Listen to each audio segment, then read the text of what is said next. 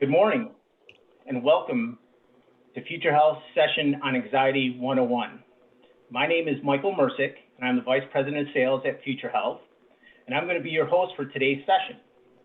I want to thank all of you for joining us today. Before we begin, let me explain to you how today's going to work.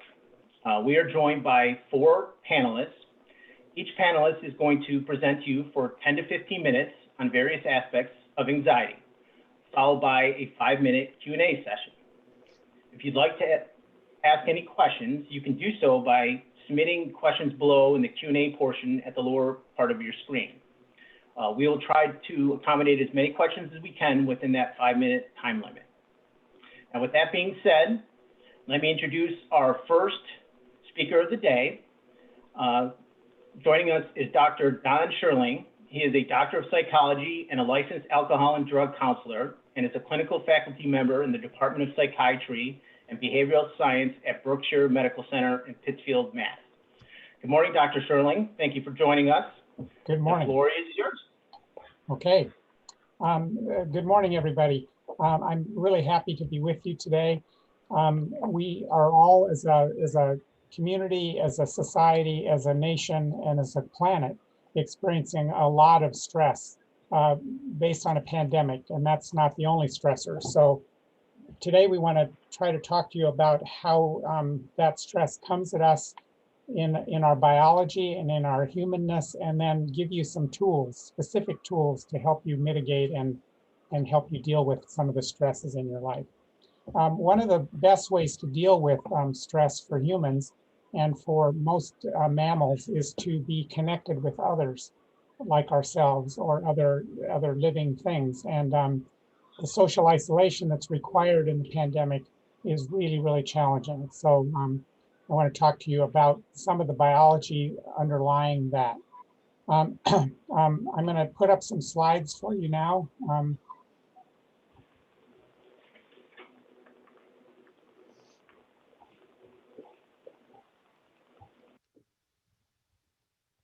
Sorry for the delay.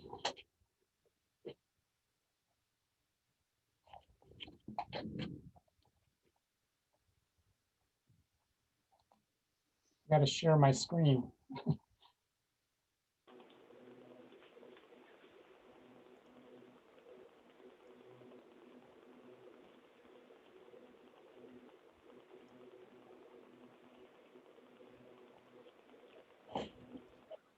Okay, so hopefully you can see a slide that's called the stress curve.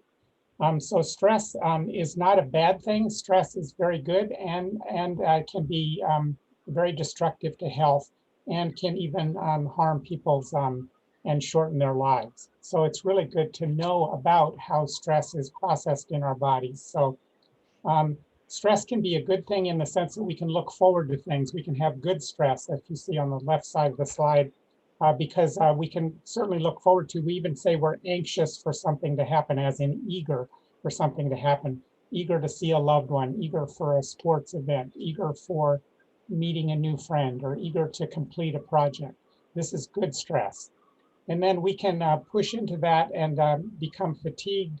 And actually fatigue and stressing is a good thing because it builds resiliency and strength in us. If you stress a muscle and lift weights, it breaks down a bit and then it rebuilds even stronger. So stress can actually make us stronger. Sometimes it's joked that if what doesn't kill us makes us stronger. But on the negative side, stress can be very, very, very harmful to our health and even hurt people and shorten their lives. And that would be on the end of distress, too much stress. And that can cause us, if we get our stress response system in our bodies turned on and can't get it turned off again, it can really destroy our health. So today we're going to be talking to you about how that works in your body, and then giving you specific tools to help you mitigate the stress and actually build yourself stronger and be more resilient. Next slide. We have a stress response system that involves structures in our brain and a number of different parts of our body that release hormones in our bodies that stimulate us and can make us really activated, so we can do things with more energy and more focus. But too much stress sometimes can turn off that focus and make us just turn into a quivering mass and not accomplish much. So, so you should know that your central nervous system is composed of parts that are sympathetic. That's the gas pedal. That's the one that turns us up and makes us lean into things and activate. And then the parasympathetic is the brake pedal, or the calming part. We need a good balance between the sympathetic and the parasympathetic. And if you're always sympathetically engaged and you will burn out and wear out and feel very fatigued all the time. And if you are in the parasympathetic continually, there's two places where parasympathetic gets really overactivated. And that would be that a person is so overstimulated that they just break down and become almost, they can't even focus at all, and they can't even engage at all. They can't even speak sometimes. But these are both natural and good, and we want to have a balance between the two.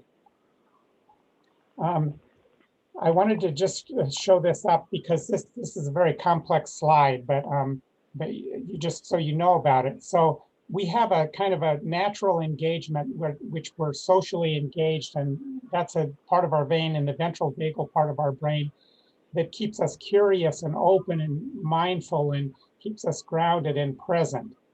And then if we get a stimulus that feels threatening or scary or overstimulating, we can get into what's called fight flight. That's an overstimulated, activated sympathetic nervous system.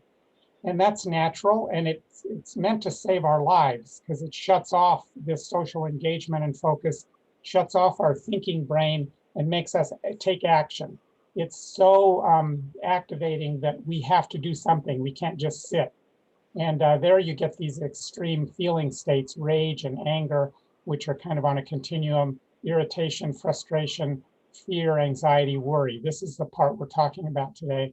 And then if you get completely overactivated, where you can't find a way to help yourself, you become just completely frozen. This fight flight can go to freeze, and that's a complete body collapse. They used to call this a nervous breakdown, where people were completely caught and they just can't move hardly at all. And depression can take that form, and anxiety can get so over extreme that it becomes a panic state, a panic attack. And that's such activation that you can't calm yourself at all. And you certainly can't think, you can't engage in social engagement. So as we're going on through life, our brains want to do certain things. And brains in humans, I don't mean to separate our brains from ourselves because that's where we live, but our brains are part of our body, and they're very integrated into all these central nervous system controls and responses to stress. And brains or minds want certainty. They want to have predictable patterns that they can feel comfortable with. They want to know what's going to happen next. And brains don't like it when there's massive changes occurring or massive stimulus or a lot of that. It gets over stimulating, and it leads to fear, anxiety, and even panic, where a person is completely disengaged from being able to think or focus. And that person isn't able to be present at all in the here and now. They aren't living their life here and now.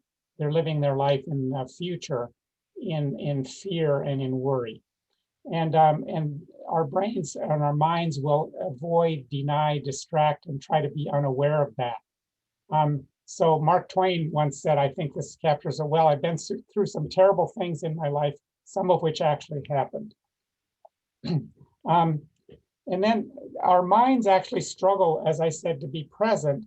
So what we do most of the time when we're not focused, when we're not present, and this is any time that we're either activated because of some fear that's really overtaking us, or anxiety about how we're going to do in something, or it also happens in the process of being distracted when you don't have to be all in. Say you're driving a car and you've been driving for a long time. You aren't really present to the driving. You're paying attention. You're following all the rules. You're stopping for lights, but you're telling yourself a story. And these stories we tell ourselves take up sometimes up to 50% of our waking hours, our times. We're telling ourselves a story. This is really important because it maintains our self and our identity in time. And we tell our stories to create ourselves stories to create meanings. These stories might be about the ones we love, about the past, what we want hope to do in the future on our next vacation, and they can be very pleasant. But if they're coming at us with a lot of stress and fear and anxiety, these stories get very toxic and get very painful. And so if we're not focusing in the present, we're always focused in the past and the future and the social network. We're rehearsing what we're going to tell somebody that we're mad at. We're rehearsing how we're going to apologize to somebody. We're worrying about our kids or ourselves or our future. We're worrying about a big project that we have coming up. This is not being present. We aren't living our lives here and now. We're living our lives in the past, the future, and worried about our social standing. So how do we encounter that? And instead of having a mind full, that's so much stuff that we can't even sort it out, how do we become mindful that we have a focus on certain things but can let go of other things? And in yoga practice, some of the mindfulness practice, we say, we just notice what's happening in our brain. And when our brain runs off like a puppy to something to go be distracted from where we are, we try to just bring it back and gently not judge ourselves. And there's whole practices that take sometimes lifetimes to become expert at, of how to be present in your current life. But one of the ways that we do that naturally, I think, is that we actually can do that in thinking about this. So if you're at play, if you're completely absorbed in your actions in the present, you're fully present. You don't think about the past, the future. You don't think about the social network. You don't think about what projects you have. You're totally present. You see this in children that as they're free playing. You see it in adults and young adults when they're totally absorbed, when we're completely present. So what happens when we're not present is we get a stress coming at us, and we get in this state which we call anxiety. And just a few words about that. So anxiety and fear and panic are all kind of similar, but the way we think about them is different. Fear is usually about some external threat that's coming at us that people would share in the fear. But anxiety is more of an individual thing. So what some people would be triggering to great anxiety wouldn't be the anxiety for everybody, because their life experience is different. Part of this is temperament and inherited. Part of it is, most of it is actually life experience. So if you've had a tremendous amount of stress because of poverty, because of traumas that have happened to you, you're going to be activated much more than another person that hasn't had those same life experiences, if you get any kind of a trigger. And the anxiety in your body is a state of arousal. So you're like tremulous and nervous. You have an expectancy of something that awful that might happen. You begin to worry and worry and worry and ruminate on that. It's an automatic process for your body to become filled with stress hormones. And nobody can fight against a hormone. Once that's in your body, you can't think your way out of that. It has to be dissipated in some other ways. And then it also leads to specific behaviors, what we call fight, flight, and freeze, which I've already kind of talked about. These are things that are good. They're meant to save our lives. They're meant not to have us thinking, reasoning things out. If a big truck crosses the center lane and starts to run you down, you're probably going to steer out of that, and it may save your life. You're not going to think about which side you should turn. You're just going to turn. And that's a good thing, because it does save your life at times. But if that stress doesn't get back out of your body in a few hours, it begins to really, really harm you. And because you're not present. And your thinking brain, when you're not present, is turned off. You can't think, you can't focus. And we in the Western world kind of thought that that was a natural thing. And we actually thought that you escape stress by going away from where you are. So you imagine yourself in a nature place or in a good thing. These are all good things, but in meditation practice and that, they teach us, no, we want to come to where we are, not leave where we are. We don't want to dissociate from where we are. We're going to come home to where we are. So So mindfulness isn't about getting anywhere else. It's about being present to where we are. And these practices relieve chronic pain, integrate our emotions, they calm our body down, they decrease stress. And so I want to do one very quick breathing exercise here to try to help you to learn one option. And there's others in the panel are going to tell you about additional options to help you as you engage in anxiety, as you engage your anxiety and try to help yourself be mindfully present and calm your body down. So this one's called 4-7-8 breathing technique. And it's one that's widely used. You can find phone apps for this. And this is my go-to one. I've used this for about 6 or 8 years now. And I teach it to all the people that I work with that are stressed. I teach it to people that aren't stressed. I teach it to all the students that I work with. And I use it myself multiple times a day. So it's 4 inhale through the nose. And then you fill the lung from the bottom up, the diaphragm, and then up through the rib cage, and then up to the upper, and then you empty the lung from the top down. You just picture it like a glass emptying. And then you hold the breath for 7 though, and then you breathe out for 8 with your mouth pursed lips like you're blowing out candles. So it's like that. So I'm going to do 4 breaths with you right now, just so you can practice this with me. And so take a deep breath and blow it all out quickly. Then inhale, hold,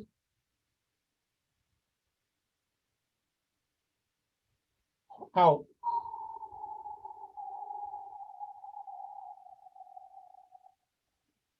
In, hold,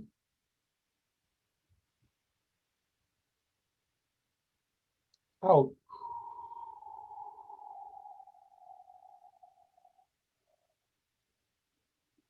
In, hold,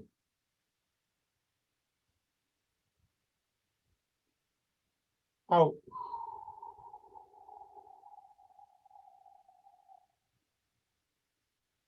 In,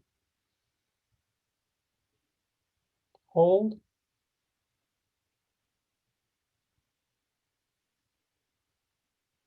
out.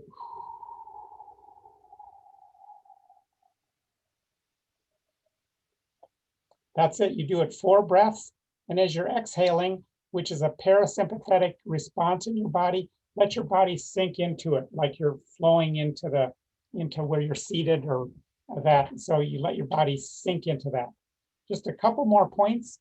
I want to emphasize that we haven't emphasized in behavioral health and in helping people enough about sleep. And college students often try to stay up and study for 3 days at a time and take amphetamines so they can make sure their brain absorbs all this knowledge. But actually, your brain does its best learning when you're asleep. Between the deep, restful delta sleep and the dreaming sleep, your brain learns and consolidates information and memory. So you're best to study your butt off and then go to sleep for 8 hours and then get up and then you'll do a better job on your exams if you can do that. So I really want to emphasize that we need to learn sleep methods, and there's many different resources about sleep. So I like this saying, sleeping is my drug, my bed is my dealer. I can't see this because of the blocked out, and the alarm clock is the police. Okay, so but sleep is really critical for our brain and our body and our immune system and the renewal that we need to deal with stress. If you can get sleep, your brain will be much less affected by stress coming at you. And that's the end of my main presentation. There's a tool that I think you're going to be sent or were sent that looks like this, that has a 4-7-8 and some other breathing techniques, including one for sleep on the back. Perfect. Well, thank you, Dr. Scherling. As a reminder to all of our attendees, you have the ability to ask questions down below in the Q&A section that you see at the bottom of your screen. So let's give it a second here to see if we get some additional questions. I have one question for you, Dr. Scherling. What is it about breathing techniques that helps anxiety? Breathing is the single most effective thing that we have because we breathe anyway. And you'll notice if a person's upset or stressed, their breathing gets choppy and shallow. This is a natural part of our stress response system to get us prepared to be activated to avoid threat or death. But if we stay in that state, then our brains get choppy as well, and our health gets impaired. So by breathing consciously, by making breathing conscious, we can activate the parasympathetic calming part of our nervous system. And that's very powerful in terms of, it's as good as Ativan or Xanax or all those benzodiazepines, and just as good as smoking weed. You don't have to smoke as much weed if you can breathe. Sorry, I probably shouldn't have said that on this webinar with college students. You guys are already thinking that anyway. So. Another question here. When mindfulness activates the parasympathetic nervous system, how does that affect the stress pathway? Yeah, so if the parasympathetic is activated, it's calming down, and it's removing all those stress hormones. It's giving the brain a focus. The brains like to be focused. It takes much less energy in our brain, and it's much better for our brain to learn and to be present than it is to be worried about the past and the future and all that social network stuff. Actually, social media can be very, very stressful because people are always thinking about where they fall and all of that stuff. And that's it's good to get away from that. And that's why we encourage people to get off their screens and do some breathing and get out into the natural world. Oh, good. Another question I have is, what's the main cause of anxiety for college students? You know, I think it's multifaceted, and it varies a little bit with different people based on their major and the kind of stressors they have in their studies. But the COVID thing has really exacerbated. If college was stressful as it is, I mean, it was fun too, but it's very stressful. There's all these social things you're learning. You're trying to develop your independence as a young adult, and you're trying to, make your way in the world and manage money and all this stuff. But in addition to that, now the COVID and the social isolation and the fear of dying or infecting a family member that's vulnerable is really, really powerfully stressful. So I think that's affecting all of us. And then the idea that there's our politics, our nation is so split into these tribes of anger and hatred that we really need to work on trying to be compassionate, first of all, with ourselves and then with other people, and try to, take the worldview from their perspective.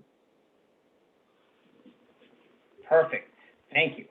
Well, for time's sake, I think we're going to move on to the next presenter. So thank you, Dr. Scherling. We greatly appreciate your time this morning. Thank you. You're welcome. Our next presenter is Dr. Edna Rodriguez.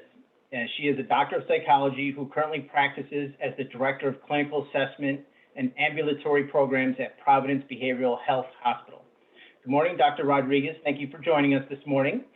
The virtual floor is yours. Thank you. Good morning, everyone. Thank you for joining and allowing us to talk to you about anxiety. My goal for this presentation is that you can do a little bit of a self-assessment and hopefully catch some tools here that you can use, but also ponder the idea, if you need professional help, that you feel confident that you actually know how to start seeking that help that you need. So as Dr. Scherling said, anxiety has physical and cognitive components. Cognitive meaning thinking. We have usually anxiety comes with thoughts of worry and fear and anticipation, usually in a catastrophic way. So we start thinking about things in the worst case scenarios, okay? And those thoughts are persistent and recurrent, causing our body to react as there was a real threat out there, as there was a truck coming our way or something actually happening. And it creates our body's response to stress, as Dr. Scherling mentioned, increase our heart rate, we can get sweaty, our stomach might hurt, get muscle pain, my impaired ability to sleep. So all of those components or all of those characteristics is what we call symptoms. They are what gives us a clue that there's something going on with someone that needs attention. Depending on what kind of fear or worry is how we categorize what kind of anxiety disorder we diagnose or we work with a client or a patient. So different people might have different sources of anxiety. It is estimated that 40 million people in the United States actually might meet criteria for a clinical anxiety disorder. Only 30% of those people that meet clinical criteria actually seek help. I want to make the differentiation between clinical criteria and anxiety. There is, as Dr. Shirley mentioned, there is anxiety. We need anxiety. We need to be stressed because it helps us prepare for action. If you were not stressed out about getting good grades or having good relationships, you will not strive to study or to organize your behaviors so you can reach those goals. Okay, so we need anxiety. The problem is that when that is persistent and takes over our functioning, so we take a lot in consideration about how people are functioning and are able to enjoy the life that they live and their well-being. Functioning means how can you comply with the things that you need to do. So studying, being a good friend, a good brother, sister, or just being good to yourself and being healthy. Okay, so as we humans, we have this thing that we strive for better. We're always looking to be comfortable, to be good, to reach our maximum potential. So when we have symptoms on where something's going wrong with us, the natural tendency is to try to make it better. Sometimes we engage in things. I mean, we can use self-help tips and we can do some things by ourselves. But in some instances, we might catch or might engage in something that we call maladaptive coping strategies. So, maladaptive coping strategies means when people deal or try to manage their symptoms by doing things that work momentarily, but in the long run might make things worse or just keep the original symptom. With anxiety, some of the maladaptive coping strategies that we see, one of the major ones is avoidance. If I don't like to be around people and I have social anxiety, if I get invited to an event, which is not necessarily what's going on right now, so people with social anxiety might be seeing an ease of symptoms because they're isolated now. But let's say that you have social anxiety, you're being invited to a social event. You can just say, okay, I'm not going. I don't go to the social event. Therefore, my anxiety in the moment goes down. Now, it is not highly probable that that's going to work forever because as humans, we cannot live in isolation. We need contact. We need to do things that engage dealing and working with other people. Therefore, the source is not going to go away. The anxiety is going to still there. Momentarily, it's going to help it, but it's not going to go away forever. Also, procrastination, which I was a student too. And let me tell you, that's one of the favorite ones if you're in college. Procrastination. I have a big paper that I need to turn in. Let me wait for tomorrow. Oh, no, I need to clean my closet. Oh, no, I need to do. So, in the moment, the anxiety of dealing with that paper that causes me anxiety is going away. But what happens when the deadline is in 5 hours and I need to kind of like sprint into making that paper? First of all, as Dr. Sherlin said, my brain, okay, might prepare my actions, but my ability to concentrate and produce my best product might not be there. Okay, so it might confirm other thoughts and negative thinking about our performance, therefore increasing our anxiety about work and schoolwork. So that's how it kind of like works. And that's what we call it. We're coping, we're trying to make it better at the moment, but it's maladaptive because eventually it makes things worse. One maladaptive way of coping that a lot of people, and I am worried as a psychologist and someone has treated people with substance use disorder, is self-medication with alcohol and other substances. And this is the thing, using alcohol and substances work for anxiety. And it works because it changes the chemicals of your body. It makes you have an immediate reaction, an immediate change on how you feel. The problem is that using that as a coping skill for a long period of time will create another issue that when combined, and it will create what we call a co-occurrent presentation that complicates the symptoms and complicates how you're able to function. Okay. The other thing is that substances such as alcohol and nicotine, when you're in withdrawal and when you stop using them, you will have a rebound in anxiety. And actually, some of the symptoms of withdrawal are really similar to anxiety at its worst. Okay. So I'm trying to what I'm trying to say is that it is not a surprise for us in the clinical setting that people who have unmanaged anxiety and use maladaptive coping mechanisms might also experience other mental disorders such as depression. If you isolate and you avoid, chances are that your brain is not getting stimulated, you're getting caught up in that ruminating or that thinking process, and your mood is going to get impacted. Therefore, you're going to develop symptoms of depression. And severe symptoms of depression might lead people to contemplate suicide, which is a serious, serious threat to our public health right now. And also, when people are managing their anxiety through the continuous use of alcohol and other substances, they create they can meet criteria for a substance use disorder, which can impact many ways your wellness, including the potentiality of overdosing or getting medical problems, along with legal and social problems that complicates the situation. Um, Also, anxiety and unmanaged anxiety or anxiety managed by maladaptive coping skills is linked to poor health outcomes.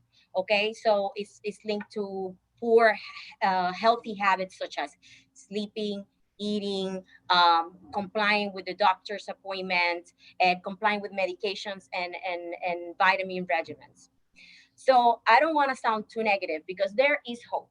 There is hope, there is help, but if any of this describes you or somebody that you love, I want to tell you that there is help. There is help.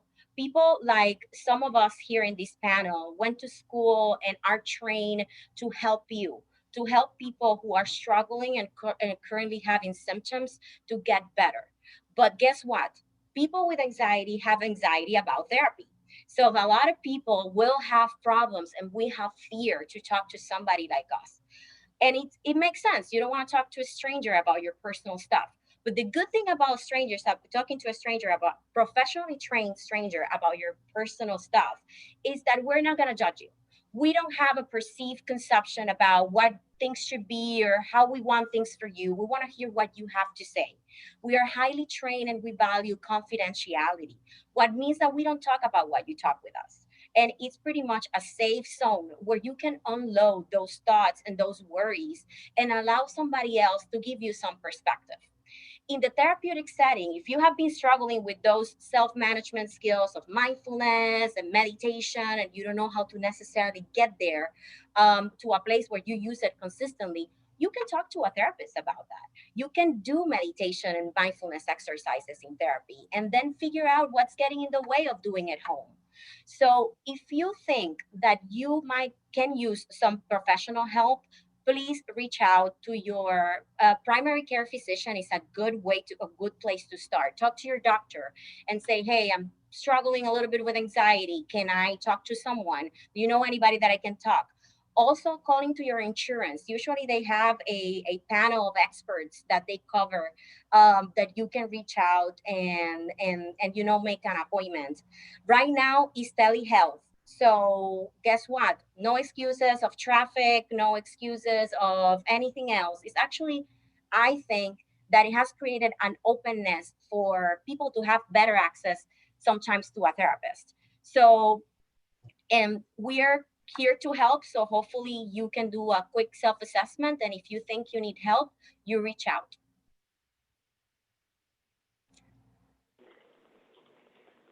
Perfect. Thank you, Dr. Rodriguez. Again, for our audience, down below in the Q&A section there, if you wish to submit any questions, you can do so there. Let me check right now. We have a question.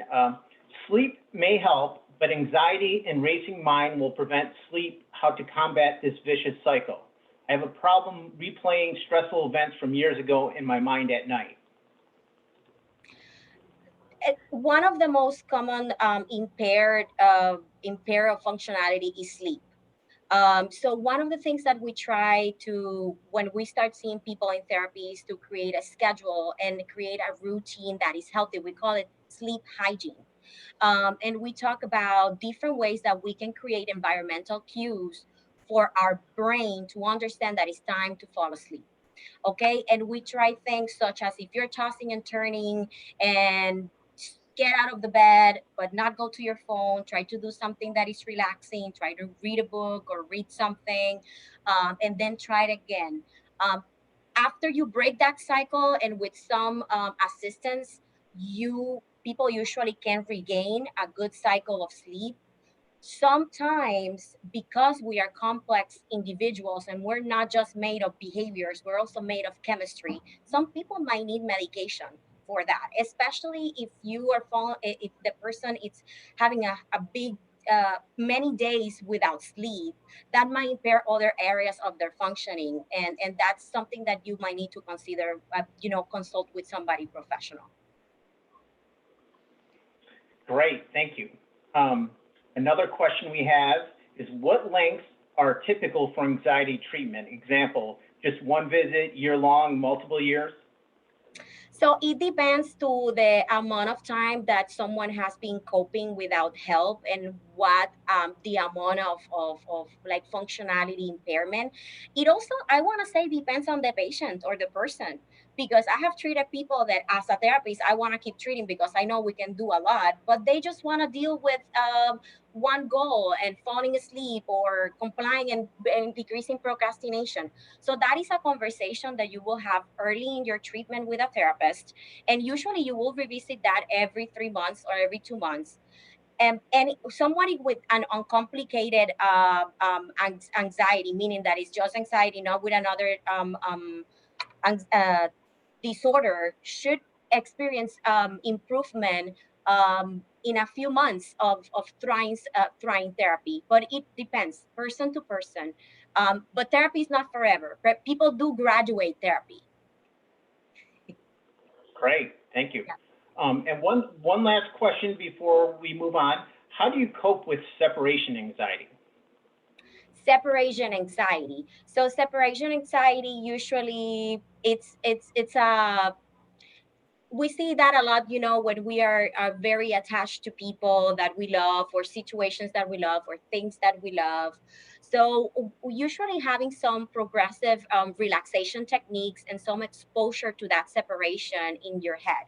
So what we do is, like, and this happens in the therapeutic context. I'm not saying that you should go home and do this or try it by yourself, but sometimes in the therapeutic setting, what we help people is anticipate that separation, and pair that fear and that anxiety to a relaxation technique. So that way, when the real separation happens, they can apply those relaxation techniques and actually cope better. Eventually, with the exposure to the separation, people feel more comfortable, and eventually it resolves. Great, thank you. Well, thank you, Dr. Rodriguez. We appreciate You're your time welcome. this morning. Okay. Moving on to our next presenter, we have Glen Miller, is a Master of Science and is a licensed chemical and dependency professional, and is the CEAP director at Coastline EAP. Good morning, Glen. Good morning, everybody. Thank you. So yeah, a great foundation laid down by Dr. Scherling and Dr. Rodriguez. I just kind of piggyback on top of that.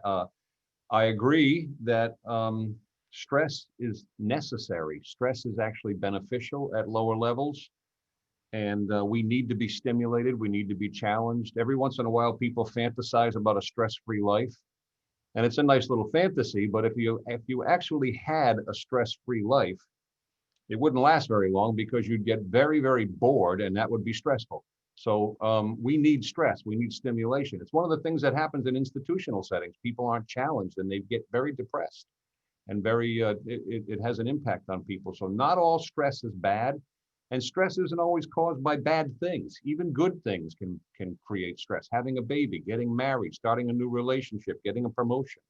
So it isn't only just tragic or nasty events that cause us to feel stress. Even positive events can do that. So there's lots of different ways that it impacts us, and the doctors have both sort of talked about the physical, the cognitive, the emotional. I'm going to add into that the spiritual. I'm going to hopefully talk about that a little bit too as we go through this. But the one I want to emphasize and sort of focus on is the cognitive aspects of stress, the what's going on in our heads. And I'm basing what I'm talking about on a branch of psychology they call cognitive psychology, founded a long time ago by a guy named Albert Ellis, Dr. Albert Ellis, and his premise was this: normal everyday people are capable of experiencing the world and talking to themselves about it in ways that are rational, accurate, and truthful. Normal everyday people are also capable of experiencing the world and talking to themselves about it in ways that are crazy, absurd, and irrational. And when we are upset, his theory goes on, when we are distressed, it is in his theory, it is because we are talking to ourselves in ways that are not accurate, not truthful, not rational, and we are believing what we are saying. So that's the self-talk aspect of this. There's a Greek philosopher, Aeschylus, who one of the quotes attributed to him is, it's not the world that distresses us, but it is our view of the world that distresses us. That's how you can see two different people go through the exact same experience. And, it was maybe a negative experience. And one person comes out and says, well, I didn't care for it. It wasn't that great, but I got through it. And another person comes out and goes, oh my God, that was horrible. I can't deal with it. What's the difference? The difference is self-talk. The experience was exactly matching, but the way they talk to themselves. And that's something we have control over. And a lot of times that gets lost because we develop habits of thinking. And we think we don't have control. We think something happens and it results in a bad emotional state. And what Ellis says is that something happens, and then there's a thing in between, how we talk to ourselves about what happened. And that's what produces the emotional state. And that middle factor is something we have a lot more control of than people think. I'll tell you this little story real quickly as to kind of to illustrate what I'm talking about. And this is also a difference between someone who's resilient and someone who needs to develop resiliency. I guess you could call it a joke, but it's illustrates the point. You got two little 5-year-old kids and you tell them you're going to give them a gift. One of them is a pessimist and the other one's an optimist. And you tell the pessimist, I got a gift for you. It's right behind this door. Come with me. And you open the door and there's a big pile of horse manure in there. And the pessimist kid sits on the floor and cries and says, you call that a gift? That's just a big pile of poop. I don't want that. Okay, so you do the same thing with an optimistic kid, and you open the door and you bring him in and he sees the big pile and he starts tossing it around and digging in it and moving it. And you say, what are you doing? And the kid says, with this much manure, there's got to be a pony in here somewhere. So that's how resilient people talk. And so there's the thing called serendipity. It's like in the midst of a negative experience, one of the dialogues you can have in your head, one of the monologues you can have in your head is, how is this helping me? How am I growing through this? What new tools am I developing? And that habit can be cultivated of talking to ourselves in ways that are rational, truthful. It's not sugarcoating, but I call it right sizing. So one of the most common, Ellis calls them cognitive distortions. One of the most common cognitive distortions is one he called awfulizing, catastrophizing. Ellis was a very humorous man. He would refer to as I can't stand it-itis. Something negative happens, some adverse experience happens, and I have a choice. I can say to myself, well, that's too bad. I don't care for that. Or I can say to myself, this is horrible. I can't deal with it. That's a choice. And if we choose to exaggerate and amplify and multiply the negative impact of what we're going through, we are going to end up in a very bad emotional state. So again, this is something we have control of. It's not, again, so I go through a bad experience and I say, I didn't care for that. I would rather not have gone through it. Or we say this is horrible and awful. It's not sugarcoating, it's right sizing. Okay, I didn't like it. It had an impact on me, but I'm tough. I'm a survivor. I got through it. Okay. By the way, that's another thing we can say to ourselves. Going through a tough time. Some people choose to say, oh my God, I can't believe all this bad stuff is happening to me. What a victim I am. Or you can say, look what I'm dealing with. What a little hero I am. Look how I'm responding to, again, self-talk. What's going on in my head, and how can I write my own story? How can I be the author of my own experiences? So awfulizing and catastrophizing is one of the most common cognitive distortions.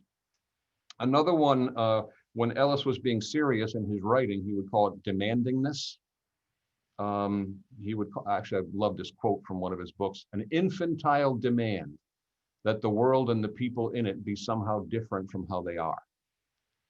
When he was being less serious and sort of addressing a group, he liked to be funny. He would call it musts and shoulds. And he would talk about people shoulding all over each other and shoulding all over themselves. And that's when you take a preference and you turn it into a demand. For example, I have a preference that when people talk to me, they do it politely and with courtesy. But the conditions don't exist in this world for that to be possible. Sometimes I'm going to be talking to someone who's rude, who's nasty, who's hostile. People go through things. And so that demand can't be met. And so when I do encounter someone who's not the way I prefer them to be, it's just I didn't get my preference. It's not that my demand didn't get met. When it becomes a demand, it's pressurized. All right. Other ones, and this is one of my favorite ones, is negative projections. I think this is what Mark Twain was talking about. Something bad happens. Let's say we call it A. A happens. It's not good. It's not a big deal, but it's not good. And that's all that's happened, just A. And the person starts to think, sometimes when A happens, B follows. And B is worse than A. And then with my luck lately, C will happen, and then D, and bang, bang, but we're up through the alphabet, we're at Z, and Z is an utter disaster. And the person is walking around living emotionally as if Z has happened when only A has happened. All right. Those are the kind of distortions that people can get caught up in, and make themselves feel worse than they need to feel. Now, to be sort of intellectually honest about this, awfulizing. There are things that rise to the level of awful. There are awful things that happen in this world. The Holocaust was awful. World War II was awful. Natural disasters with lots of loss of life, those things are awful. But having 2 tests in 1 week kind of sucks, but it's not awful, okay? And how we talk to ourselves about it makes all the difference in terms of what kind of impact it'll have on us. So I'm just going to recommend to you, if this seems interesting to you, this is a way to take control of the impact. There are if you go to any self-help section in any bookstore, there are countless books on cognitive reframing. Reframing is, again, how we tell our story. In doing the kind of work I do, that we all do, sometimes we run across people who have awful childhoods. They were abandoned, they were misused, they were abused, they were mistreated, and it's tragic, and it's not nice. And some people who have that experience, their self-talk is, what do you expect from me? Look what happened. Look at the beginning. Nobody loved me. Nobody cared about me. How am I ever going to do well in this world?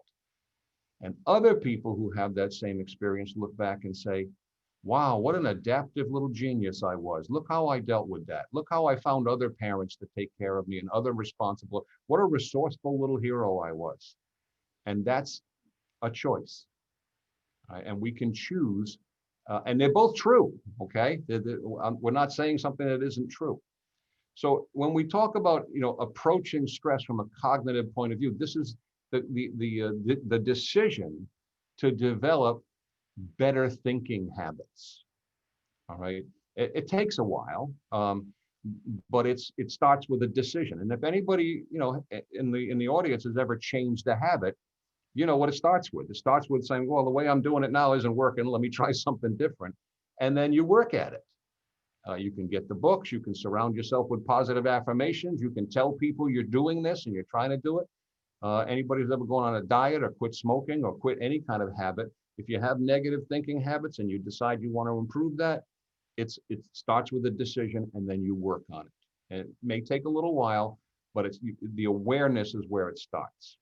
All right, so I'm going to recommend those kind of books to you. I want to talk about some other approaches to stress because of the way that stress impacts us. And if you've ever had this experience, a lot of what I'm talking about here is resiliency factors, resiliency habits. For a long, long time in the field of psychology, we spent 150 years cataloging all the different ways that people can go wrong. We have a whole big, thick book full of diagnostic codes. Only in the last maybe 40 years or so have we started to ask the question, how come some people do so well?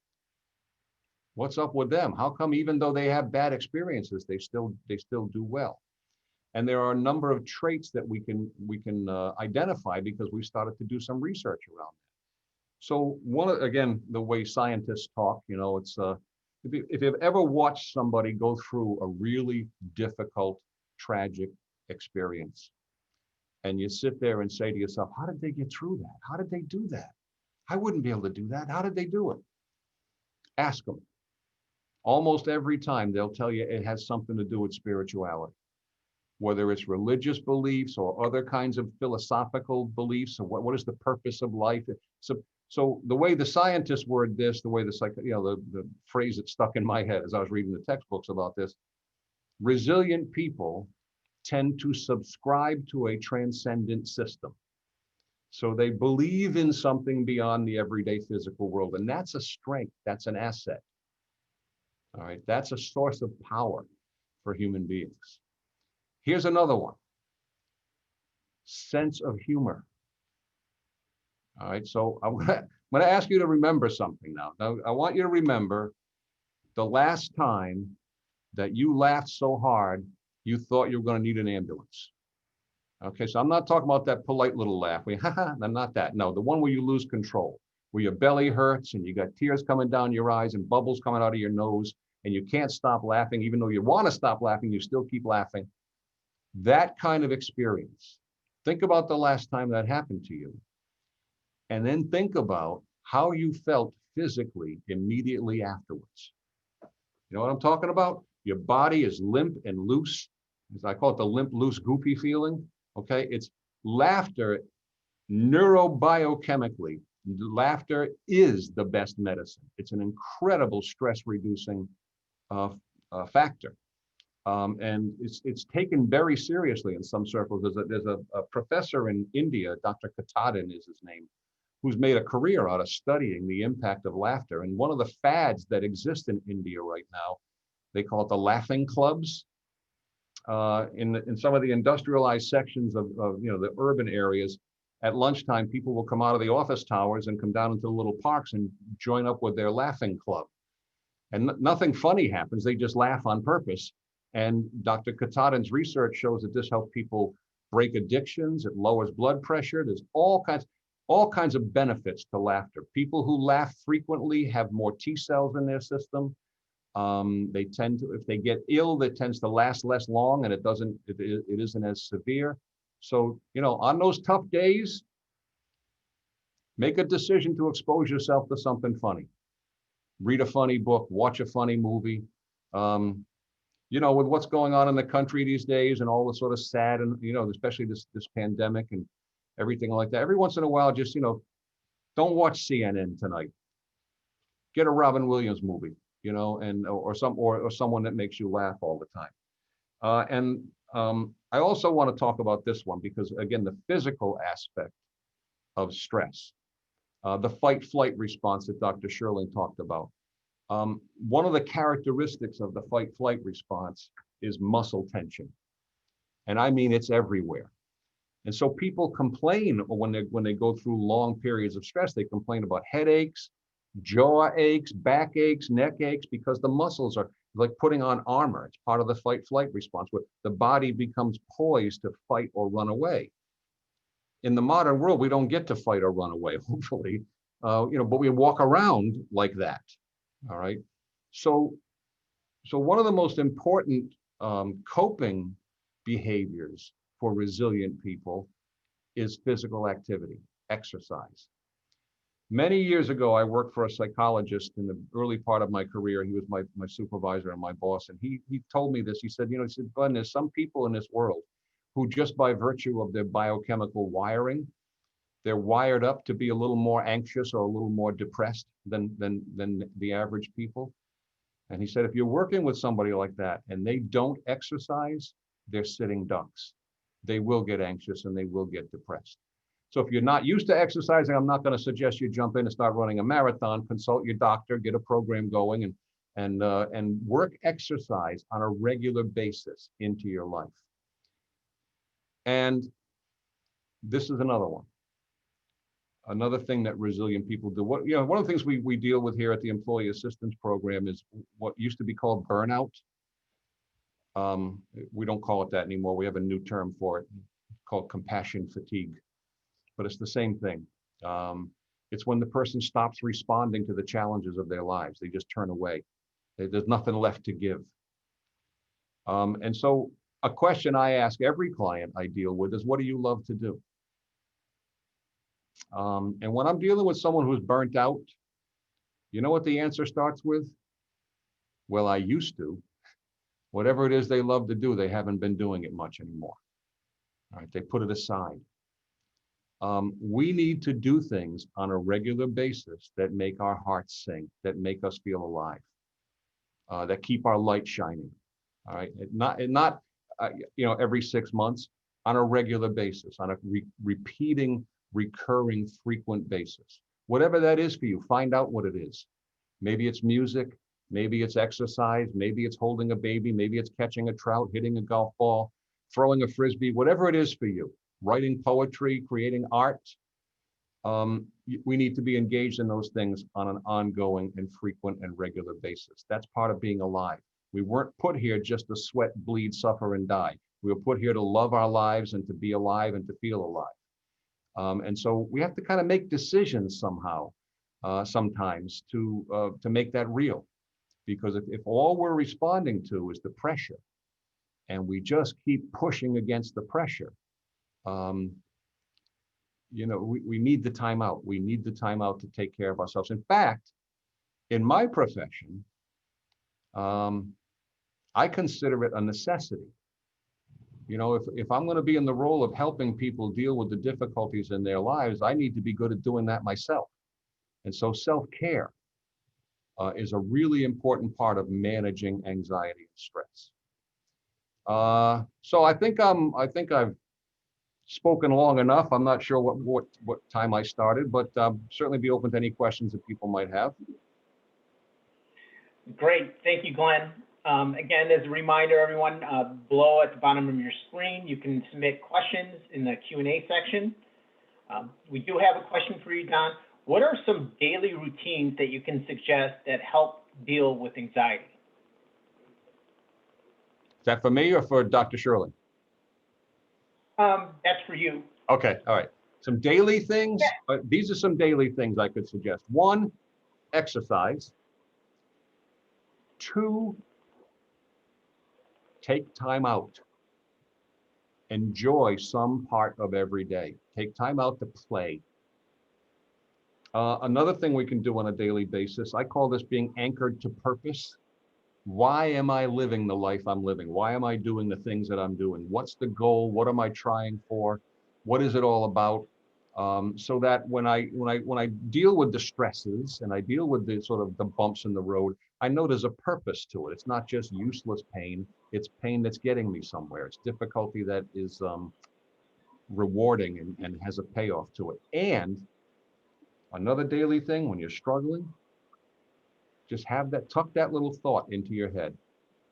You can probably look back on your life and see you went through tough times and you say, man, I wouldn't have chosen to go through that, but I'm glad I went through it because I learned this and I learned that. And do that today. Whatever you're going through today, ask yourself that question. What am I learning? Where's the pony in this big pile of manure? Great, thank you. We have another question. Is there an age when cognitive reframing is easier to achieve? Yeah, I would say probably late adolescence, early 20s. It can be done before that. You know, but developing the habit and making it sort of more global, I think, is something that takes a little bit more of a developed mind. Like I said, it starts with the intention. You form the intention to do this. Okay, and we got time for one more question here. Is retraining your brain really a thing, and how helpful is this technique? Well, I don't want to say it's the only thing. I mean, I don't want to give that impression that that's all you got to do. Some people may need to be medicated. Some people may need, you know, therapy. They may need to deal with traumas that they've experienced. And cognitive reframing is helpful, but not the only approach. I do think it is enormously helpful. I know for myself, every once in a while, I have to stop and just say, what am I saying to myself?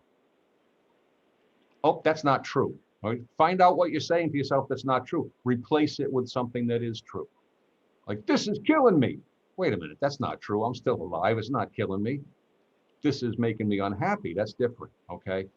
Right-sizing things. So every once in a while, you just got to stop and listen to what your head is saying and correct the exaggerations and correct the distortions. Perfect. Thank you, Glenn. Appreciate that. My pleasure. Thank you. No problem. So we're on to our final presenter of the day. I would like to welcome Kelly Ravenscroft, is an independent social worker and registered yoga therapist. Kelly is a Coastline EAP consultant and training coordinator. Welcome, Kelly. Thank you for being here this morning. The floor is yours. All right, thank you so much. I'm glad to be here. I'm gonna share my screen here, get some slides up there. So I'm going to be talking about meditation, yoga, and deep breathing. So these are mind-body techniques that can help with balancing work, school, and your social life. So we're going to talk about that. But I just want to define mind-body techniques. What exactly is that? The way that I like to think of it is in terms of mind-body. So meditation is something that can help relax the mind. And there are so many different types of meditation that are out there. So when you can relax the mind, you can get the body to relax. Yoga, on the other hand, typically people think about doing yoga and the posture, so that can help the body to relax. And so same thing, when you can get the body to relax, you can then get your mind to relax. So that's what we're talking about when we mean mind-body techniques. But keys to balanced living. So when it comes to work-life balance or just balancing school and work and social, there's a couple of things, there's lots of things that you can do, but the two main things that you'll come back to time and time again are renewing your energy and being intentional with your time. So time management, time is finite. There's only 24 hours in the day, no matter how much we wish that there were more. So with time, you have to be very precise in how you manage it. Energy, on the other hand, is considered renewable.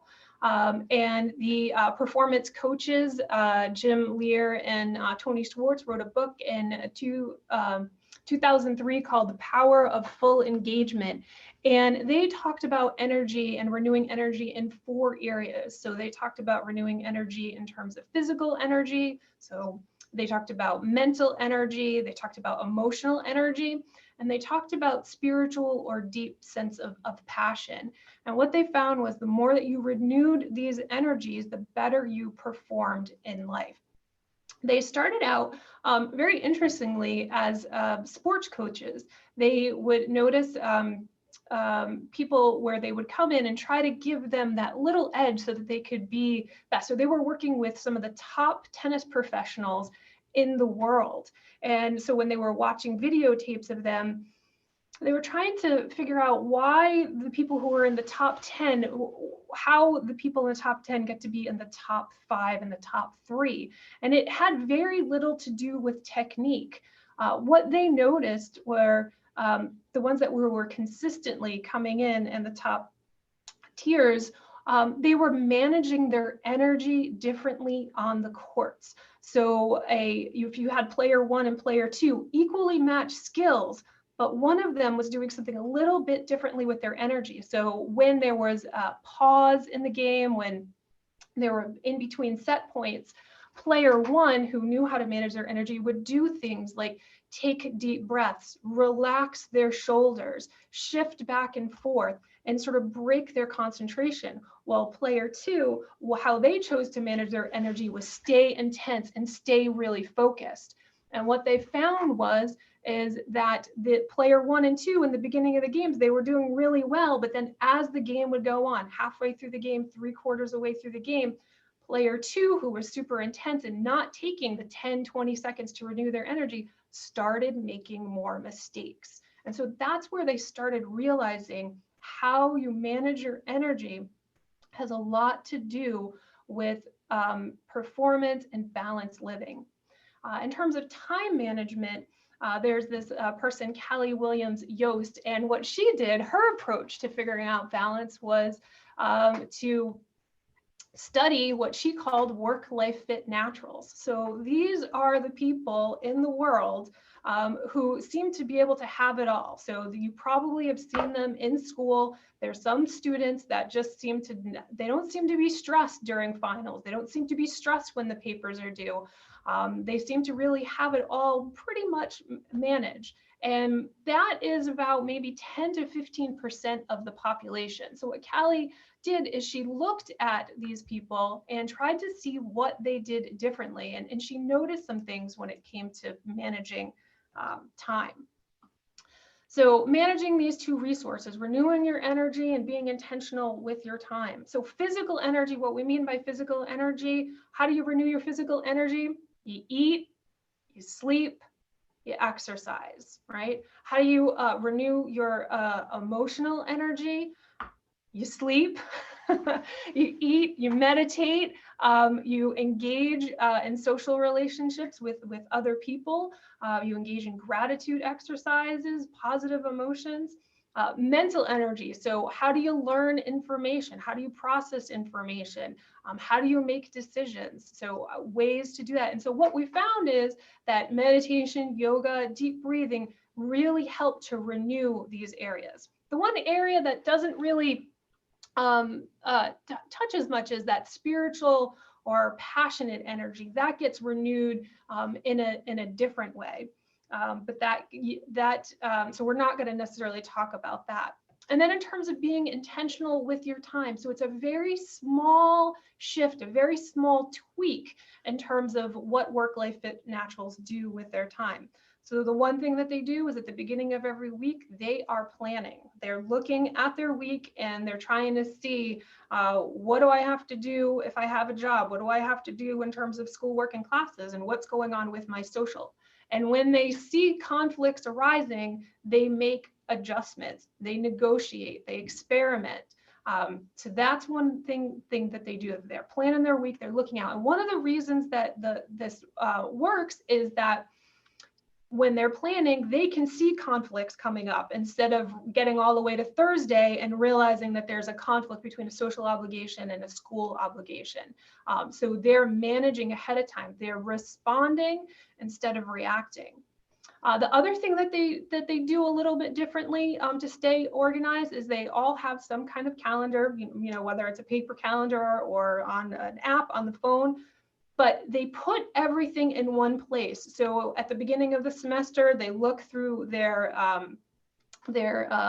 schoolwork, they look to see when are the papers due, so they have that all there. If they have a job, they are looking at that and talking with their boss saying, you know, in November, it's gonna get a little dicey for me, I need to work less hours at that time. And then they're also looking in terms of where they can get a little more socializing in versus when they're going to have to cut back on their socializing. So a really, really small tweak there in terms of time. Now, managing and centering your energy with meditation. So meditation can renew your physical energy and renew your emotional and your mental energy. And so one of the ways they think that it can renew your physical energy is that when you meditate, your respiratory and your cardiac. So your heart and your lungs basically become in sync. And that's what happens when you sleep. So we're not saying that you can give up sleep, but it is almost like taking a mini nap if you do 20 minutes of meditation to restore that energy. You're slowing down. Remember the tennis court. On the tennis courts, they're taking 10, 20 seconds of just relaxing, resting and restoring their energy. And that's enough to fuel them forward and keep them going. So this is more of a 24-hour energy piece there. We know that meditation, especially mindfulness-based stress reduction programs, which is a very specific type of program. It's an 8-week program where you have to agree to meditate 40 to 45 minutes a day for like 5 to 7 days. So it's a pretty intensive program. It involves meditation, it involves yoga. And with those programs, they know that it can reduce stress, anxiety, and depression. There's other types of meditation out there. So if you've tried mindfulness, and mindfulness can be very challenging, this might not be the right meditation for you. There's meditation that can help with relaxation, like guided imagery, and then pulling in progressive muscle relaxation, tensing and releasing the muscles. There's mantra meditation, so having a phrase or using some words, and that's really great if you have a busy mind. I hear time and time again from people who are trying to meditate that they can't shut their minds off. And I just want to say that on average, we have anywhere between 60,000 and 80,000 thoughts per day. People who meditate do not have less thoughts. They just have a different relationship to their thoughts. When that being said, with the 60 to 80,000 thoughts per day, if you are using a mantra or if you're using focus words, that will give your mind something to hold on to. And then you can kind of let the thoughts drift in the back that are happening. There's also movement meditation, like walking meditation. You can bring it into yoga, Tai Chi, Qigong. So there's lots of things that you can do. There's also meditation that you do with sound, so chanting, humming. Humming is this great thing that if you're doing, you're creating something called nitric oxide that exists in your nasal cavity on its own as an average of 1 to 3%. But when you hum, it increases between 15 and 20%. And when you breathe, you're humming, and when you breathe in and into your lungs, it's actually creating this relaxation response, almost like basically taking a blood pressure medication. That's a really great one to do before sleep. We know that meditation can improve your immune system. There's been some studies out there showing people who are signed up for mindfulness-based stress reduction and people who are taking mindfulness-based stress reduction. They were both given the flu shots. The people who are in the program actually produced more antibodies, and the flu shot was more effective than the people who hadn't yet had a chance to starting the class and doing the meditation. There's other studies out there about immune. And then all of that can help with reducing headaches, which I know can be a real stress can cause headaches, anxiety can cause headaches. And in terms of yoga, yoga renews physical energy, mental energy, emotional energy.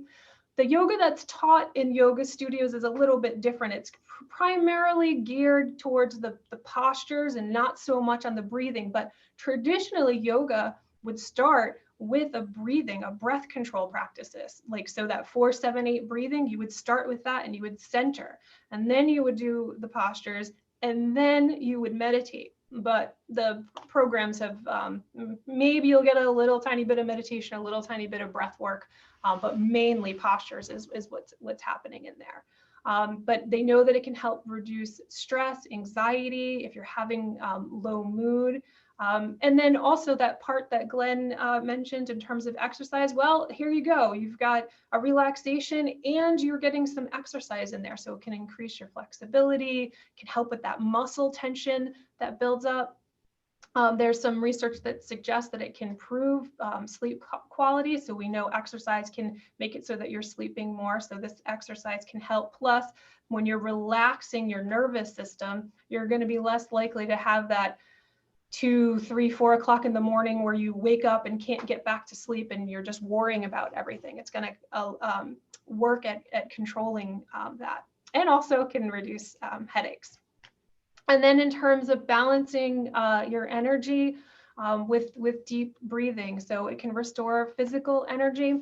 So one of the things that can happen throughout the day, we talked a little bit about when you're stressed, you tend to breathe shallowly and just breathe in the top part of your body. So when you do breath control practices or deep breathing practices, you are getting all that oxygen in, and that's really helpful, because what happens is the more shallow you breathe, the more work you're putting on your heart. And when your heart has to do more work to get the oxygen, pump the oxygen and pump the blood through your system, you're going to get tired more easily. You're going to get that foggy, it's hard to think that's happening. So deep breathing can help restore your energy. Those of you who have smart watches or Apple watches, there's that reminder on there that's just like, breathe. When it tells you to breathe, breathe. That will help you in a small tweak in terms of managing your energy. And there's also evidence that it can lower your blood pressure and heart rate. So if you happen to have one of those machines around, do a before and after, and just, see for yourself, experiment. So Dr. Scherling did a 4-7-8 breathing exercise. So what I'm going to do is, he used numbers, and I'm going to do a breathing exercise that uses words. What I find when I teach breathing exercises is that half the class likes to use numbers, and the other half of the class finds that words actually help them relax more.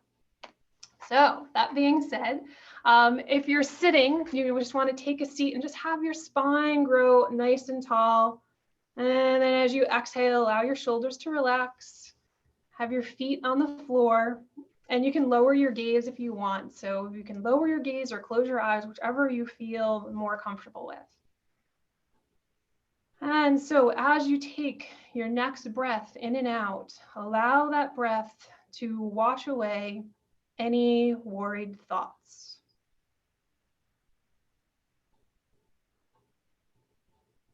So you don't have to breathe in any particular way, just whatever feels natural for you. Just slowing down the breath, deepening the breath. And as you take your next breath in and out, allow that breath to wash away any anxious feelings.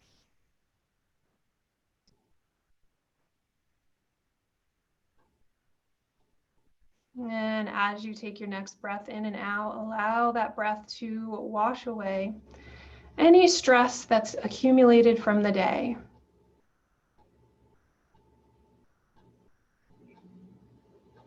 And as you take your next breath in and out, see if you can slow this one down a little bit more.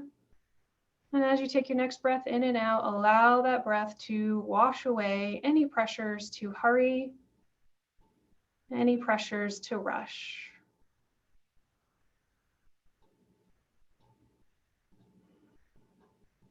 And then just check in with yourself and notice how you feel from doing that exercise. You might have know that you feel a little calmer. You might not, but just checking in and noticing how you feel. And so for those of you who are doing these breath exercises, and it's like, yeah, these are like great, but like I can't sit still, I need to move. You can sync breath with movement. So instead of doing that exercise, you would just inhale, lift your arms up overhead, and exhale, allow the breath to wash away any anxious feelings. And then you can continue to go from there. So you can do that. You can do that while walking. Plenty of ways to incorporate. So I just strongly encourage you all to experiment. Experiment with meditation. Try different types. Try different breathing techniques, because what works for one person doesn't always work for someone else. So please experiment with those techniques and see which ones work for you. In terms of resources, the Mindfulness Center, which used to be at UMass that John Kabat-Zinn created, has now moved over to Brown. And one of the cool things that they've been doing since the pandemic started is offering free live sessions. And they have a group specifically for college students. So Fridays, 3 p.m. to 3:30, it's free. The teachers that are there are highly, highly trained. So I suggest you do that. And then I have some other resources that have free meditations that you can try. For example, if you do loving kindness meditation, that meditation will help increase positive emotions. And if you do breath focused or breath observation, that increases relaxation. So even the types of meditations you do target and have different outcomes that are there. So thank you guys so much for listening to me talk about meditation, yoga, and deep breathing. I hope that you found it to be helpful, and I'm happy to answer any questions that you might have. Perfect. Thank you, Kelly. Appreciate that. Again, if you have any questions for Kelly, you can submit the questions below in the Q&A section of your screen. I do have a question here for you, Kelly. If I have 20 minutes a day for meditation, what do you recommend I do for meditation specifically? Okay. So I would say experiment. I would say try mindfulness and see if that works for you. And that might not be what works for you. I would say try guided imagery and see if that works for you. And so try a bunch of different ones and see which ones work. I'd also say starting off 20 minutes can be really challenging. So one of the things that's really important with meditation is to make it a pleasant experience. So if 20 minutes is pleasant, that's great. But after 10 minutes, if you are just like, I can't stand this, you're not going to be likely to do it. So the best thing for when you're doing meditation is to make sure it's the amount where you feel good. There's some research, Dr. Mishi Jha out of University of Miami, I think, she found that if you do 6 minutes of mindfulness a day, mindfulness meditation, that will give you the benefits. The more you do, the more benefits that you get, the more consistently you do it. But experiment and find out which one works for you. Great, thank you. One more question I have. For someone who wants to start managing their time resources better, where do you suggest they start? That also is going to involve some experimenting. So I would say one of the things that you could do is do some research into some apps. So give yourself, so what's today? Today's what, Tuesday? So give yourself to next Tuesday, this is a time management thing, to research some apps or calendar. I mean, if you don't like computers, I can't imagine that students today wouldn't like it, but look for some apps and find some time management apps out there that work for you, or use your calendar on Google. I mean, Google has plenty of resources there. But just, experiment and see what works, read what works for other people. And that would be my suggestion for that. Okay, thank you. I have a couple more questions here. Actually, I have one more for you, Kelly, and then we received two that I would like to open it up to the panel. The question I have for you is, in addition to yoga classes, what other exercises help with anxiety? So any type of exercise can help with stress, anxiety, or depression. So cardio, you can have, they have these, the scientific workout, which involves the interval training. So the 7-minute scientific workout, I think that's a really great place to start. You do just a little warm up before you do that, and then you do a little cool down, and you're done in 15 minutes, and you've worked out your entire body. You've gotten some cardio, you've gotten some strength in there, and then you build up. Great, thank you. These next two questions, I'll just open it up to the whole panel. So if somebody wants to jump at it, one of the questions we got, do most therapists take patients online, or do we have to go to their office? I'm going to say both at this time. You have to kind of do a little research and actually speak to the therapist. Some therapists are all following their state Department of Health guidelines. So it may vary by state. It also varies by the comfort level of the therapist. But one of the good things during this pandemic is that we finally gotten insurance companies to pay for online services. So so the access to care is easier now. You don't even have to get in the car. You can stay at your home and just plug into an appointment with a therapist that way. But if you prefer in person, and some people do, there are therapists who are doing it that way as well. Perfect. Thank you, Glenn. And the next question is kind of a little bit long. I have a friend with anxiety. She talks to me every day about her anxiety and medications. I try to be supportive, and she says I help her. I don't have anxiety and don't really know about any of the drugs. Could you tell me and others how to help a friend, coworker deal with their anxiety?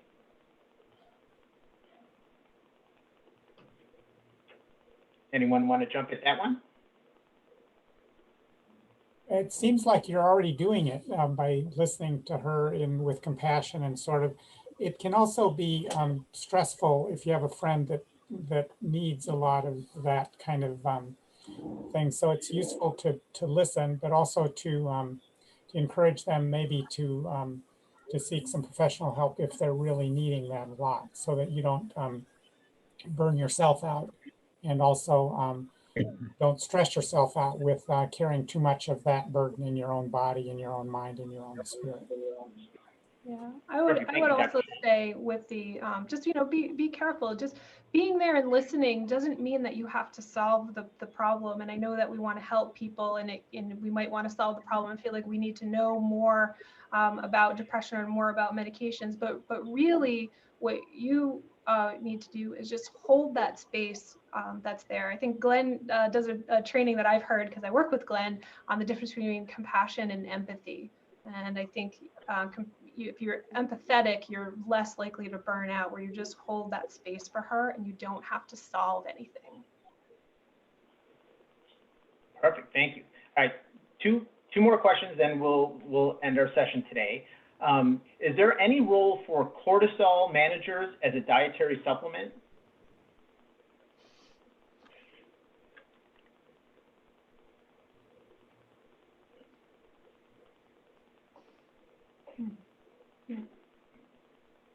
Yeah, I guess we'll have to follow up on that one. I'm not sure that we I think that's a question that people can research on their own. Some people are much more open to taking nutritional supplements that sometimes are very awesome, sometimes are not so much. So it's useful to kind of research that and maybe get an opinion from a physician or somebody that could, or a nutritionist probably would be a good person to ask that. And also to add to that, not because something is natural, it's good for you. We all are constituted in a different way. So consulting with a professional, with your physician, about anything that you might use to aid your health, it is always recommended. Right, thank you. And the last question, are there any apps that you suggest for mindfulness and assisting in sleep? I have found Insight Timer to be invaluable. Insight Timer is a really good one. There's also one that was created by the government called CBTI, so Cognitive Behavioral Therapy for Insomnia. That's a free app that was created by the Veterans Association and I believe the National Institute of Health. So that might be something worth checking out. Perfect, thank you, Kelly. Well, that concludes our session on anxiety today. I want to thank each of our panelists for being here this morning. We greatly appreciate your time. It was great. Additionally, I'd just like to take this opportunity to thank our team at FutureHealth for putting on this event. And for our attendees, I'd like to thank them for joining us today and participating. I hope you enjoyed it. And please look out for future sessions like these in the near future. Thank you and have a great day, everyone. Thanks, everybody. Thank you. Bye-bye.